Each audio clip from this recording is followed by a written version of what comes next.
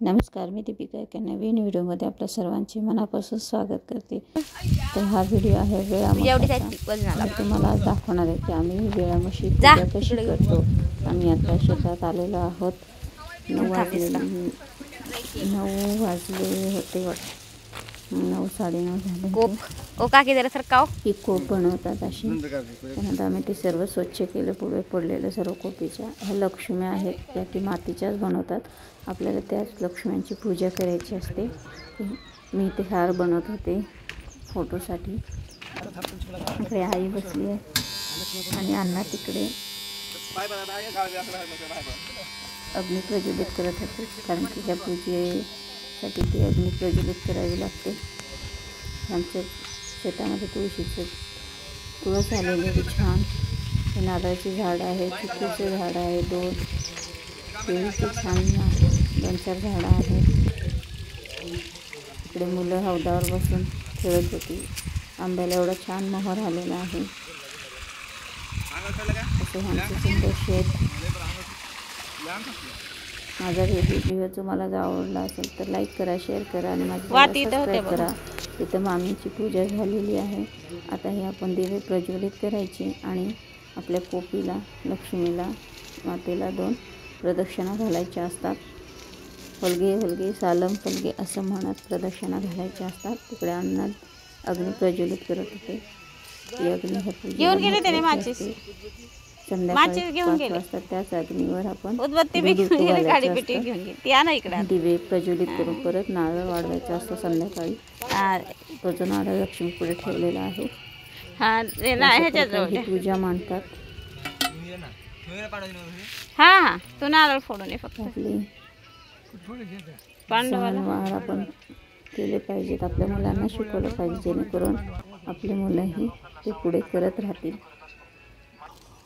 तर हे लातूर जिल्ह्यात हा वेळामोशाचा सण साजरा करतात। आणि तिकडे त्या दिवशी खास शाळेला सुट्ट्याही असतात, कारण की हा सण खूप महत्त्वाचा आहे। आपल्या काळ्या आईचे धन्यवाद करण्यासाठी म्हणा, तर तिची ऋण आपल्या खूप आहे, ती आहे तर आपण आहोत। तिचे कृतज्ञता व्यक्त करण्याचा हा दिवस। खरं तर आपण ते कधीच फेडू किंवा करू शकत नाही, पण तरीसुद्धा आपल्या परीने तिची ओटी भरण्याचा, तिची पूजा करण्याचा हा खास दिवस आहे वेळामोशा। तर हे असं एक वाटीमध्ये पाणी, एका वाटीमध्ये जे आपण सर्व काही बनवलेलं असतं, आंबील, भात, खीर, वरण, सर्व ते एका वाटीत टाकून हे असं शिंपडायचं असतं सर्व शेतांमध्ये। इतर दिवे प्रज्वलित ठेवावे लागतात प्रदक्षिणा होईपर्यंत, म्हणून आम्ही इथे जवळ धरलं होतं, कारण की वारं येत होतं, दिवे शांत होऊ नये म्हणून।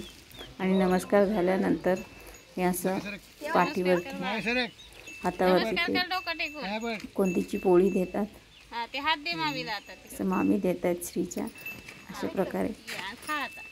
तर आमची लक्ष्मीची पूजा झालेली आहे। सर्वांनी नमस्कार करून आता जेवणाचा आस्वाद घेतील। आम्ही छान असं आपल्या केळीचे पान तोडून त्या केळीच्या पानावर सर्वांना जेवायला वाढलेलं आहे। मी ताटात काढून देत होते सर्व जेवण, आणि आमच्या जाऊबाई सर्वांना वाढत होत्या। तर अशा प्रकारे पंगत बसलेली आहे छानपैकी व्यवस्थित।